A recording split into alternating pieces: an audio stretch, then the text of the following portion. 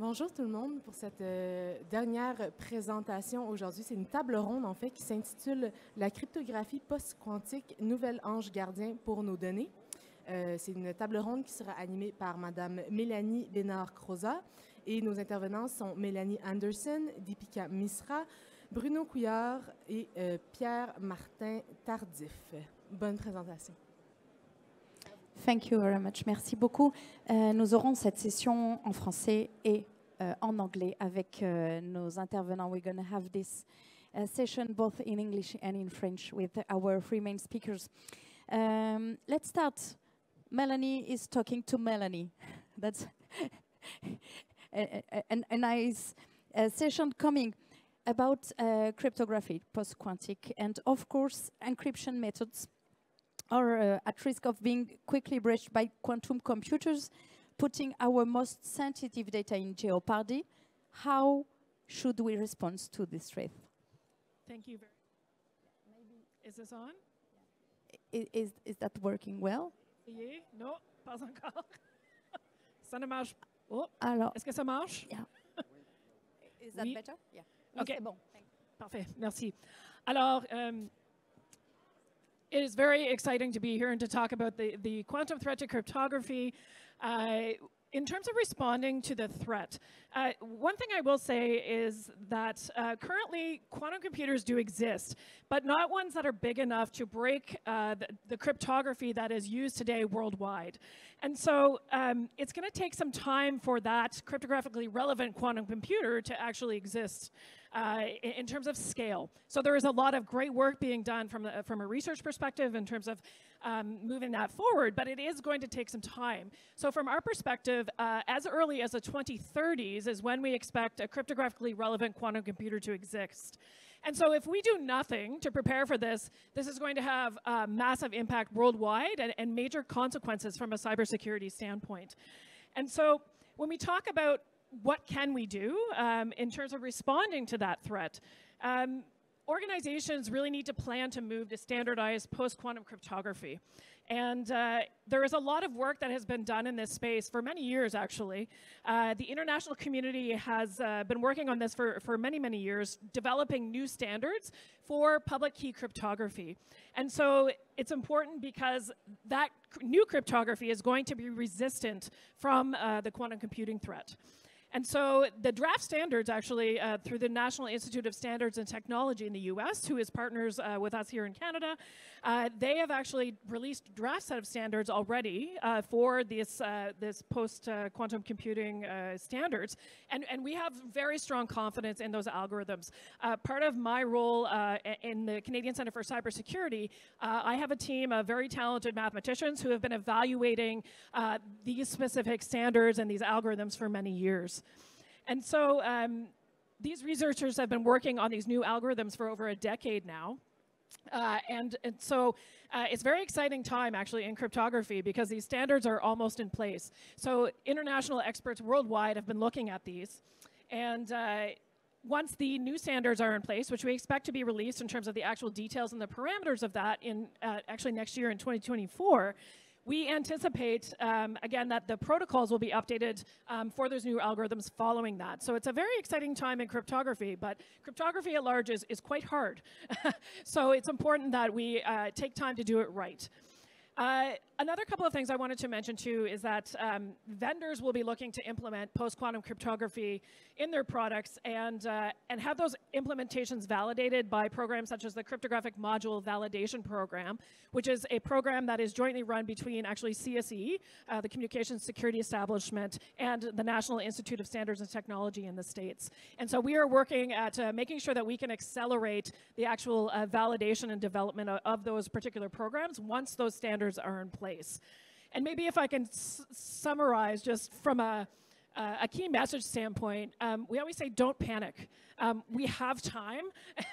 There is a lot of great work happening in this space, but we want to make sure that people do this right so that they don't introduce additional vulnerabilities into their systems and protect their data moving forward.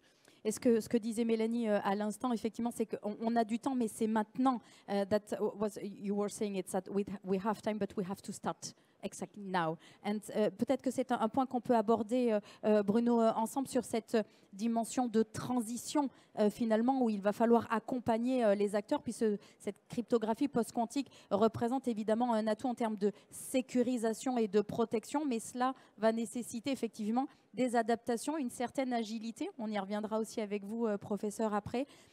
Comment est-ce qu'on peut accompagner cette transition? Quelles sont les étapes pour guider les entreprises du privé et du public vers la mise en œuvre finalement de cette crypto post-quantique? Dans ce domaine, il y a énormément de travail, comme Mélanie disait tout à l'heure, dans la communauté internationale. Donc, on a des acteurs, des chercheurs, des gens très, très, très intelligents qui sont en train présentement de déterminer quelles seront les méthodes mathématiques qui résisteront aux ordinateurs quantiques dans le futur. De ces idées, on a extirpé, on a soustrait des algorithmes que NIST est en train présentement de mettre de l'avant. En parallèle à ces activités, beaucoup d'acteurs qui vendent des produits tels que Microsoft, Amazon, des gros acteurs, des grands providers, donc des gens qui sont présentement des instruments importants dans la société, sont eux aussi en train de faire les essais en laboratoire, en environnement semi-réel de ces algorithmes, de leurs impacts, comment ces algorithmes-là vont ralentir, vont causer du trouble. Est-ce que les clés sont trop grosses? Est-ce que les protocoles peuvent supporter? Donc, il y a énormément de ce travail-là qui se fait aussi en parallèle.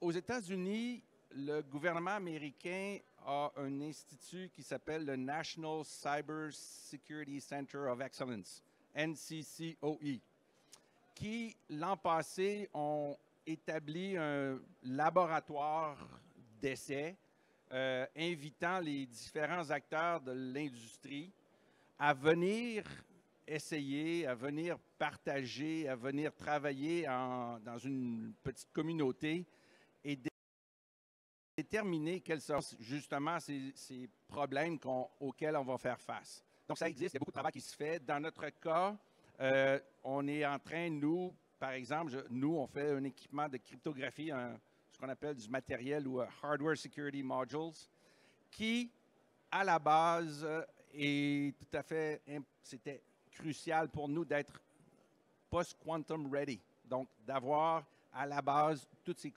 ces concepts-là.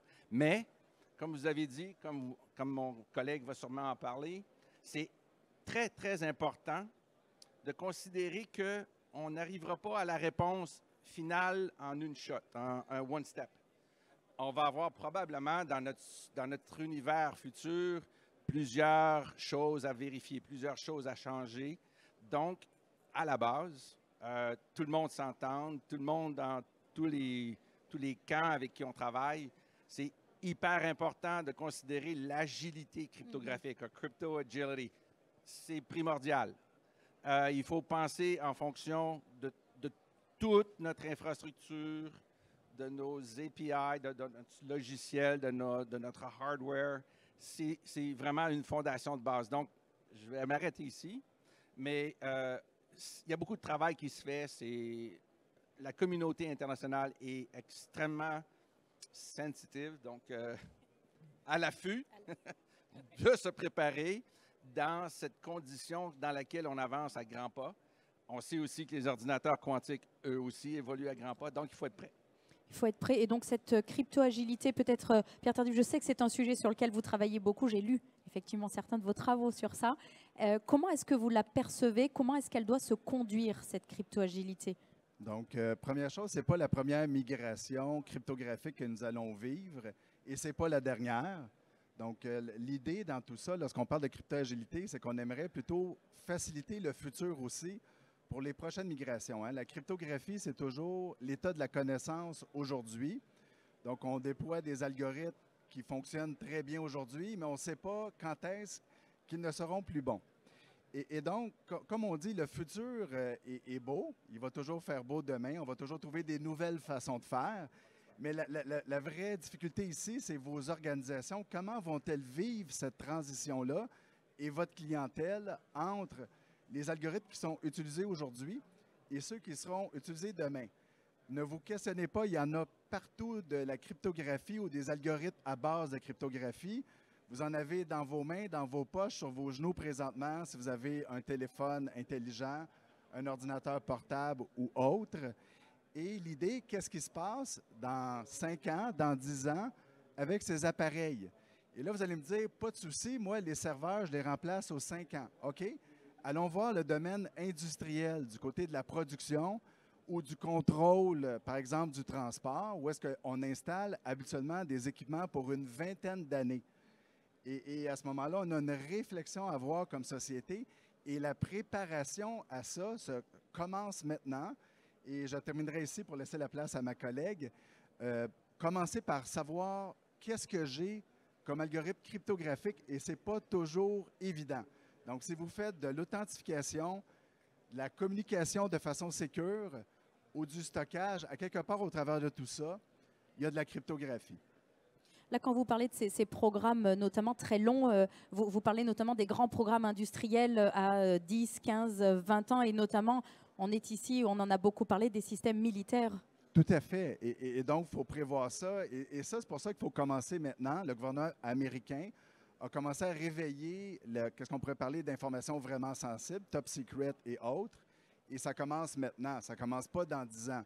Mais si j'ai une PME, je suis dans le manufacturier, je ne crois pas qu'il faut que je commence à m'inquiéter aujourd'hui, tout à fait. Yeah, of course. And then, Deepika, if you want to add something about this transition after Melanie. Oui, merci.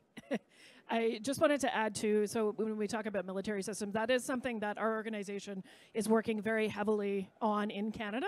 Of course, because of the interoperability that we have with the United States of America, very, very important that our forces and the systems that carry classified information are also protected, especially when you talk about the longevity of data. And again, when we expect a cryptographically relevant quantum computer to exist, we need to make sure that information that has a long lifespan, like intelligence information, for example, is protected well in advance so that our capabilities are not susceptible and vulnerable to our adversaries. We are going to talk more about data protection, of course, but maybe the speaker would like to add something, the point of view about this transition that we were talking about and crypto agility. Yeah, I think agility just sounds like a buzzword initially when you say Could you it. just put it? Agility sounds like a buzzword when you say it initially. However, in the world of data protection, as far as crypto goes, there has to be pivots that would be involved. There has to be able to turn around for any organization. We have to understand that a lot of data is bad actors are taking the position of steal now and then decrypt later, harvest now. So because of that, it is very, very important to keep your data as secure as possible. En France, on parle notamment l'ANSSI, hein, qui est l'agence de régulation des systèmes d'information et de sécurité, appelle à préparer dès aujourd'hui un modèle hybride pour pouvoir adresser ces nouveaux steps. Est-ce que c'est quelque chose que vous portez également au Canada, que vous voyez également au niveau des États-Unis, puisque le NIST englobe évidemment tous ces acteurs internationaux, dans d'autres pays, où y a-t-il d'autres recommandations qui sont appelées par les gouvernements, par exemple? Il y a en effet beaucoup de différents modèles qui vont servir à la transition.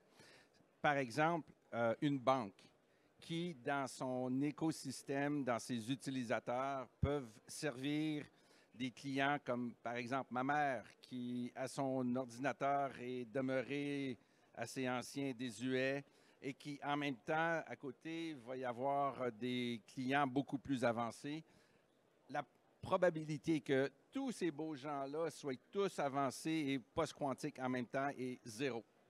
Dans ces conditions, il faut que les systèmes mis en place par les banques, par les intervenants, puissent parler autant aux systèmes, aux endpoints qu'on appelle avancés, que ceux qui sont encore un peu en retrait. Mais ça, je donne un exemple des banques. C'est la même chose pour les militaires.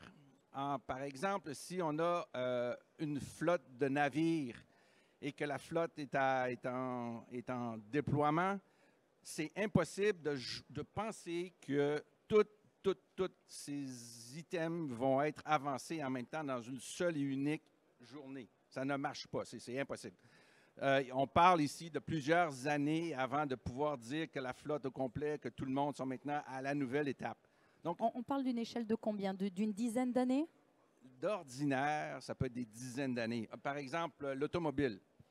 Les automobiles qu'on achète aujourd'hui, bon, ben, ils vont être probablement sur les routes pendant les prochains 15-20 ans, dépendamment de qui vous l'achetez et comment vous la protégez.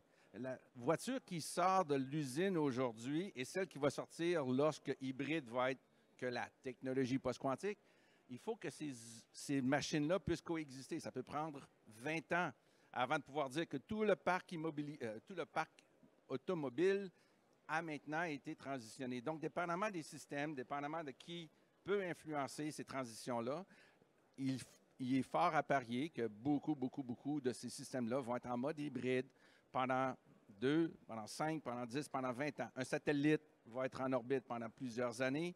Les automobiles, ça peut être des items, un pacemaker, ça peut être des pompes à insuline. Il y a un paquet d'items dans lesquels la cryptographie a un rôle important qui vont être dans un patient pendant plusieurs années, on l'espère, qui vont avoir à être utilisés et utilisables pendant une longue période de temps, même s'il existe des items post-quantiques, il va falloir continuer de gérer les non post-quantiques. Donc, hybride à toute fin pratique, ce n'est pas un choix, il faut le faire. Ça va être dans notre The giron. must-have.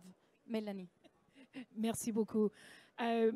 From the Government of Canada's perspective, we haven't come out and said specifically we support hybrid mechanisms. And when we say hybrid, what we mean by that is usually it's combining post-quantum cryptography with public key cryptography. We know that eventually public key cryptography, when a big enough quantum computer exists, will be able to break that. And so it's definitely, from our perspective, it is up to each organization to determine if that is something that they wish to pursue, noting that there are some risks with that. And it can be more complicated to implement a hybrid solution because there are, while it will help with backwards compatibility and that transition that Bruno was just talking about, it can cost more. It can be riskier in terms of implementation where you might have errors and actually make yourself more susceptible longer term. And so it's something where we're, again, looking at the various governments across the world that are working in this space right now, from our perspective, you need to think about some of those specific aspects and weigh the risks in order to make that decision if you want to do that moving forward. Deepika, would you like to add something about the hybrid model that we were talking about? Yeah, I think something to keep in mind is right now we don't have a proof of concept. And so with that being said, we have to keep in mind that we have to develop this and we have to be proactive in developing it towards a hybrid approach. But we have to be able to make changes when regulations are more so settled. So there's 3 algorithms from the NIST currently that are pretty much there. And we're at the last step at this point. But the 4th one, Falcon, I believe, is the one that is not right now set up. So at that point, when that does happen, things may have to change a little bit. But we have to still be 80% there so that we are prepared when that time does come. Il est là. Je vous prête le mien, si vous voulez. Désolé, je n'avais pas vu le micro. Il fonctionne bien, vous m'entendez? Oui. Donc, je voulais juste rajouter que, comme ma collègue du Canada l'a dit, il y a quand même un plus grand risque pour votre organisation si vous allez vers le mode hybride. Et il n'y a pas, on pourrait dire présentement, une unanimité auprès des chercheurs sur la bonne façon de faire ça. Donc, c'est un problème qui est en cours de résolution, bien entendu, puis je pense que c'est la logique qui parle. Il y aura des endroits où ça sera hybride, puis il y aura des endroits où c'est vraiment préférable de tout de suite migrer en laissant faire la rétrocompatibilité, parce que c'est vraiment une plus grande surface d'attaque pour votre organisation, des fois de traîner des choses en sachant qu'il y a un risque à ce niveau-là. About data protection, maybe Melanie would like to explain maybe the current developments around the world to address this data protection in this era of quantum coming. Absolutely. Sorry, just pulling up my notes here. There's a lot going on in maybe this not. space. We stay here until 8. That's Absolutely, right? Okay, absolutely. that's right. Yes, exactly. And if you want the history, talk to this guy. With all due respect. From a data protection standpoint, there's a lot going on in this space. So as Deepika said earlier, in terms of protecting data, the store now decrypt later threat, we have to assume that is happening. And so again, when you look at the sensitivity and the lifespan of your data, it's important to think about when you're going to be implementing post-quantum cryptography such that your data is protected longer term. And so with the migration, again, it's kind of a formula where if the lifespan of your data is, for example, 5 years that you need to keep that, and let's say the magical year that the quantum computer actually exists that's going to break public key cryptography is 2030. 2030 minus 5 is 2025. So you should really have all of your protections in place by 2025. And in terms of the authentication threat, so what we've talked about really has been the confidentiality threat. So noting, again, data that's encrypted right now using public key cryptography is at risk when that quantum computer exists that's big enough to break those communications. But the authentication threat is something as well that we need to think about, but that really is going to exist when a cryptographically relevant quantum computer is actually a thing. And so what does that mean? It means for digital signatures, for things where we trust. For example, when you use your app store on your phone to download a new app, you're authenticating as I'm Melanie Anderson, and I'm connecting to the app store, and I know it's me because of public key cryptography. When a cryptographically relevant quantum computer exists, that threat, they're going to be able, the machine is going to be able to actually develop impersonation such that that trust is lost. So again, it just emphasizes the importance of moving to post-quantum cryptography. And so when we talk about what is happening in the world, there is a lot happening with respect to standards, et les normes. So we've already talked about the National Institute of Standards and Technology with NIST and their algorithms. The Internet Engineering Task Force, so IETF, is looking at post-quantum computing in protocols such as TLS and IPsec. ISO, IEC are standardizing post-quantum key encapsulation mechanisms. And there's a whole slew of post-quantum computing kind of groups and efforts standing up internationally where we really encourage folks to participate in those standards bodies because it's going to give you insight in terms of some of the challenges as we move into the protocol space, some of the implementation challenges, because with post-quantum cryptography, the key sizes are much bigger. Implementation details is where things are going to get really fun. So I think if I could recommend one thing, it's get involved in those standards discussions because it'll really help you understand the landscape and how things are progressing as things move quickly. On parlait de standards et de normes avec Mélanie. Est-ce qu'il y a également il va y avoir des implications fortes en termes de régulation et de réglementation au niveau des données? On sait que le Canada est très investi sur cette protection des données avec des actes législatifs très importants. Est-ce que ça va devoir être renforcé, accéléré aussi? Oui, absolument. Il va falloir qu'on prenne conscience de l'importance de protéger la confidentialité, la privacy de l'information. Il y a aussi en toile de fond l'importance de considérer que de plus en plus, la société dans laquelle on vit est inondée d'objets intelligents. On a des objets intelligents partout dans nos maisons, nos autos, nos ascenseurs, nos systèmes de transport, tous nos systèmes sont de plus en plus intelligents. Un des aspects de l'intelligence de ces systèmes-là, c'est de pouvoir les garder intelligents. Donc, habituellement, ce que ça implique de donner des updates, des software updates, des firmware updates, des modifications de ces systèmes-là pour continuellement les garder intelligents. Donc, imaginez une auto construite aujourd'hui qui, dans 20 ans, reçoit un update logiciel. Il faut que la voiture puisse vérifier, est-ce que c'est le vendeur de la voiture, est-ce que c'est le fabricant de la voiture qui m'envoie cette information-là? La signature digitale, dans 20 ans, va être importante pour la voiture. Donc, de plus en plus, avec l'information qui devient de plus en plus l'automatisation de toute notre vie, je crois qu'il va y avoir de plus en plus d'importance accordée à tous les systèmes intelligents qui nous entourent et faire en sorte que ces systèmes-là soient aptes et continuent d'être intelligents et sécures dans un avenir où on aura des ordinateurs quantiques qui pourront à toute fin pratique, briser ces conversations-là. Donc, à mon sens, ça va continuer dans cette direction-là. Et puis il y a la notion de rapidité, puisqu'avec le quantum, c'est effectivement aussi cette notion d'extrême rapidité dans l'adressage finalement casser ces clés. Je vais enchaîner sur qu'est-ce que Bruno vient de dire. Pensez à votre sonnette intelligente chez vous. Moi, chez mes parents, la maison a 50 ans, c'est la même sonnette après 50 ans. Mais je vous assure, vu que c'est low cost, que la façon dont on a implémenté la cryptographie dans votre sonnette intelligente, on n'a pas respecté toutes les meilleures pratiques. J'espère qu'elle est quand même assez bien protégée. Là, vous allez me dire, c'est peut-être pas si grave que quelqu'un prenne le contrôle de ma sonnette intelligente, peut-être pour venir voler un colis une fois de temps en temps, mais peut-être pour attaquer le voisin ou votre quartier ou vous-même dans votre organisation, vous auriez peut-être une autre réponse.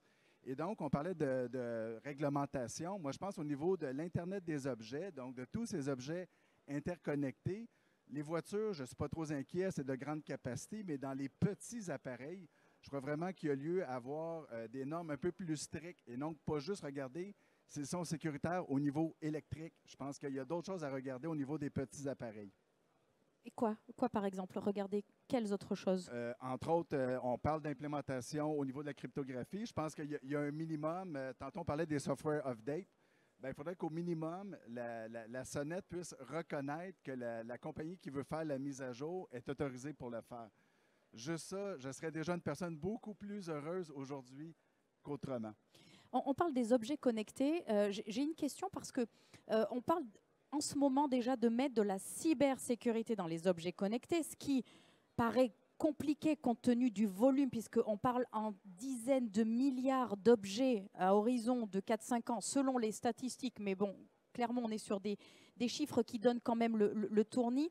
Et on voit bien que vous parliez d'objets connectés. Une voiture est un objet connecté, une fusée peut être un objet connecté, mais un capteur microscopique comme ça est aussi un objet connecté.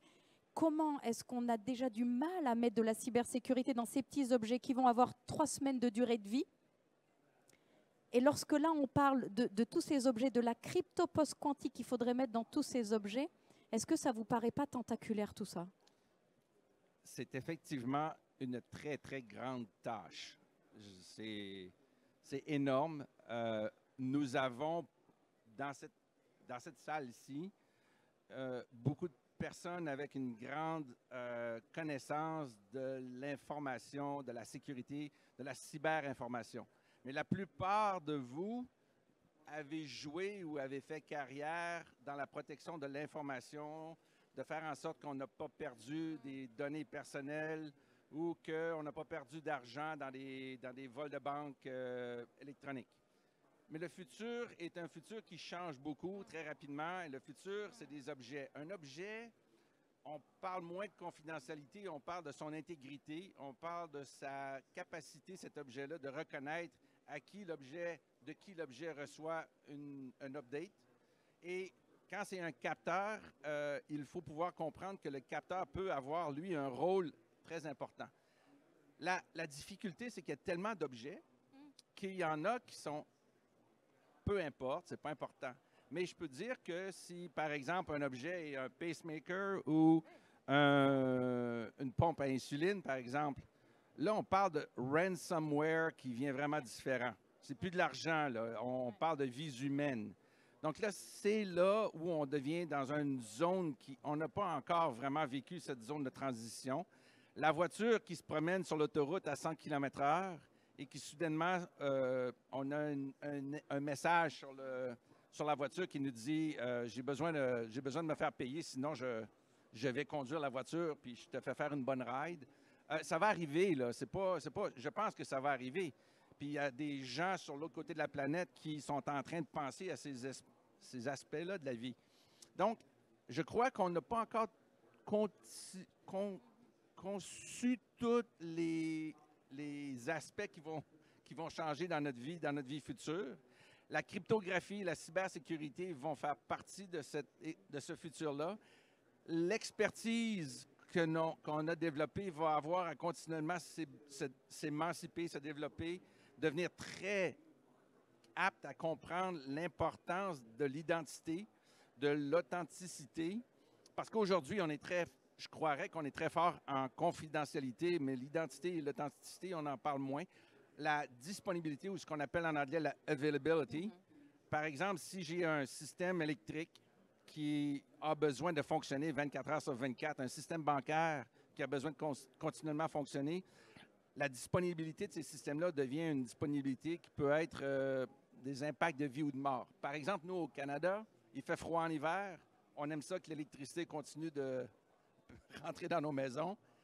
C'est de ce genre de ce futur-là qu'on pourrait avoir à se garantir, à être préparé à vivre en cybersécurité dans ce futur-là. Puis la cybersécurité va continuer d'évoluer. Les gens qui veulent nous brasser un peu vont continuer à trouver des façons de nous faire prendre conscience que c'est important de garder nos systèmes très cyber, mais c'est dur. Et effectivement, cet aspect de résilience et notamment des systèmes vitaux dont vous parliez à l'instant, la santé, l'énergie, où on voit bien que notre monde interconnecté et hyper connecté, la vie réelle et la vie physique s'entremêlent au quotidien. J'ai toujours beaucoup de questions, mais je pense que c'est aussi intéressant de prendre les questions de ceux qui sont venus nous écouter cet après-midi, qui ont certainement aussi des choses à vous adresser. Alors, si vous avez une question, je veux bien que vous... Alors, voilà, monsieur, et ensuite Guy Philippe.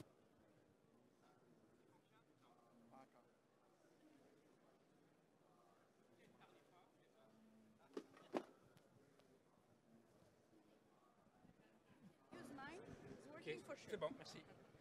Oui, bonjour. Ma question, c'était, j'avais donc cru comprendre que cette approche-là de cryptographie, elle va devoir être beaucoup plus robuste, hein, parce que les systèmes vont être 1000, 10 000, 100 000 fois plus rapides, ceux qui sont dans le post-quantum. Avez-vous est-ce que ces systèmes-là vont fonctionner, ces systèmes de cryptographie-là, est-ce qu'ils vont fonctionner sur les systèmes actuels ou s'il faut que ce soit sur des systèmes post-quantiques? La technologie actuelle qui est développée pour, par exemple, opérer les nouveaux problèmes mathématiques. Ultimement, la cryptographie, c'est des problèmes mathématiques que l'on a conçus qui sont très difficiles pour un ordinateur quantique à résoudre ou à briser. Ces problèmes mathématiques-là peuvent être fonctionnels sur des micropuces qu'on connaît aujourd'hui, votre téléphone cellulaire. On a déjà fait des expériences avec des partenaires qui voulaient, de vérifier, est-ce que c'est possible d'utiliser un algorithme post-quantique sur une petite sonnette de porte? Même pas, c'était un sensor d'une porte. Donc, on a ici là, un très petit microprocesseur avec une batterie très peu de puissance. Et oui, c'est possible. Donc, la technologie que l'on a dans nos poches, les systèmes digitaux qui existent aujourd'hui, sont capables de faire fonctionner ces algorithmes-là. Il y a des fois où c'est plus lent. Il y a des fois où les clés sont plus grandes, les certificats sont plus énormes. Donc, il y a des choses à vérifier, mais oui, c'est faisable. Ça ne prend pas un ordinateur quantique dans notre poche pour être quantum ready. Un ordinateur quantique, ça se simule sur des ordinateurs classiques sans problème. Donc, même si les algorithmes étaient de nature quantique, on pourrait les simuler. Donc, il n'y a pas de souci à ce niveau-là. Et l'autre chose qu'il faut savoir, c'est que ce n'est pas toute la cryptographie qui s'en va, façon de parler, down the drain. Tout ce qui s'appelle la cryptographie symétrique, donc à clé privée, elle, c'est juste la clé qu'elle soit un peu plus longue. Donc, et ça, c'est très performant sur des ordinateurs classiques. C'est plus l'échange initial de clés, tout ça, qui risque d'être ralenti. Melanie, would you like to add something to the question? You want to add? I was just going to say, I agree with You agree. what my Okay. esteemed colleagues have said. Guy Philippe. Yes, a quick one. What's going to be the cost of a transition? I understand that it's going to take place in It 2030. depends. Do we have any assessment in the Western world of how much of, say, GDP it may cost? Or even if I go back to companies where we would like actually companies to at least invest 10% of IT costs into cybersecurity, do we have an assessment of how much and for how long we will need to invest for that transition to that new type of cryptographic system? great question. Thank you for that. I'm going to take that to say we don't have an exact figure because every organization is different. There has been a lot of really great work done within Canada. Actually, there's some companies within Canada who are looking at the risk profile. There are also organizations such as the Canadian Forum for Digital Infrastructure Resiliency, Quantum Readiness Working Group, that's a mouthful, but they are co-led through ISAID, which is a Government of Canada department, and they've been working with various companies to develop this quantum readiness best practices guide. And so if you're not familiar with that, I encourage you to check that out. It is available on the web, and that goes through, again, some of the risks that you need to think about. How do you start putting this into your business planning moving forward? Because this transition is going to take some time, which is why we were talking about it now, even though we anticipate, again, you know, as early as the 2030s is when this quantum computer is going to exist. There is a lot of work happening internationally in this space, and there are a lot of companies that can help identify what that risk looks like. Getting that cryptographic inventory that we talked about earlier is one of the very first steps in understanding what data you have, the cryptography, the libraries that you're using, where all of that information is. That will give you, and again, when we talk about IT budgets and cybersecurity, the reason that my group is part of the Canadian Centre for Cybersecurity is because cryptography is embedded in everything that we use today online. And so making sure that you're thinking about that and getting the message out there to your business owners, the folks that are making decisions around investments is really, really important. So we always say, you know, plan now, start going through, figure out where your investments are, what data you're looking to protect, get involved in the community, and you'll basically be able to figure that out based on the size of your company, where you expect things to move in the future as well. So sorry, I don't have an exact figure for you, but hopefully that helps a little bit. If I can add to this, if you have the question, how much is it going to cost, there's almost the implied idea that if it's too much, I'm going to stay where I'm at. I'd suggest, ask yourself, can you afford the risk of staying here when everybody is moving there? So that's one aspect of it. Ask yourself, could my business continue to exist without the internet, without technology, without anything? Can I still exist? If not, then it's not a real choice. The second part I would suggest to you is, you've got an infrastructure. Think of your home, and you do renovation at your home.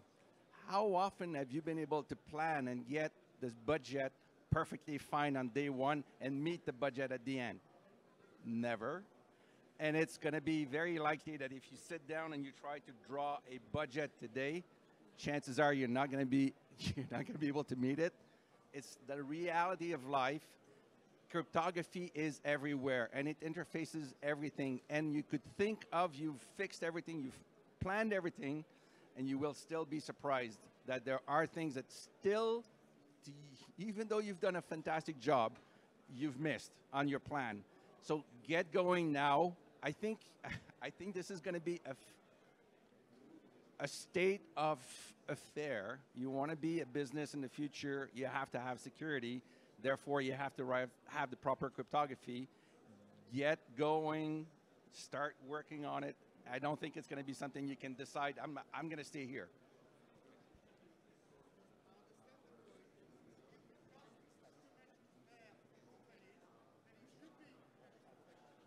Yes. No, you're absolutely right. And that question will there will be implications at national level, at provincial level, at corporation level, at individual level. Everyone is going to have to make the call. If I buy a car, do I care if it's a post-quantum car? Maybe not. But maybe one day someone is going to tell me, no, that shall be post-quantum. So you will have all of this happening as we're transitioning. It's almost the same thing as electricity. Could you live without electricity today in today's modern world? No. So we're going to have to deal with all the consequences, both national and individual and corporation level. So yeah, it's a big problem. I don't think anyone has tried to give it a cost. Pierre-Martin, then okay. Melanie, and we have maybe another question. But if you think that way, that your usual IT budget, you go between, let's say, a high figure of maybe 10% of your revenues and a low figure around 0.5%. So that gives you a ballpark figure of the maximum cost that you can attain. But I can ensure you that if you do it the right way, it will be a cost that is acceptable for your organization. But if you do not do it right, then even your organization is at risk. So your all-year revenue is what is at risk. So it depends on you. I wanted to add too that if you're a small, medium business or you're here and you're going, oh my goodness, I need to invest, I need to throw money at this, please don't worry. There are a lot of major companies right now who are investing heavily in post-quantum cryptography. So when it comes to life cycling of your data and systems, a lot of that is going to be baked into those products already. So it's not like you're going to be off on an island on your own, right? So a lot of the, again, the big tech companies, Amazon, Microsoft, Google, all of those are really working in post-quantum cryptography right now, and they're also involved in those standards organizations. So in terms of cost, yes, there will be a cost. Yes, this is part of cybersecurity, best practices, risks. And as my colleagues have said, you have to look at the cost of a breach. So even if you're looking to identify some pieces of information to take back to your leadership, one of the things you can look at is the cost of data breaches today. What happens when an incident actually happens to a particular company? How much does it cost them to recover from it? Did they pay ransoms? Private, there's legal ramifications. There's a whole slew of things. So all of that to say, yes, it's important. Educate yourselves in terms of what's out there and the products. And I'm going to just put a plug in. We do have a lot of publications on our website about preparing for the quantum threat. And as I mentioned, the SIFTER Quantum Working Group Best Practices Guide is something that's, again, really tangible. The community is very collaborative and very relatively small now, but we are expanding, which is great. So all of that to say, I encourage you to educate yourselves, to do some research, and don't be afraid to reach out to us at the Canadian Centre for Cybersecurity as well. We are here to help not only government, but critical infrastructure and Canadians at large in preparing for this massive transition. Merci. And as in cybersecurity, it's not only talking about cost, but also investment. Absolutely. And I think it's a key point for CEO to address this subject to them to understand it. We still have 2 minutes for a last question. You have one more question? Not about. Many thanks. Merci beaucoup à tous les quatre. Thank you so much to be with us this afternoon. Thank you very much.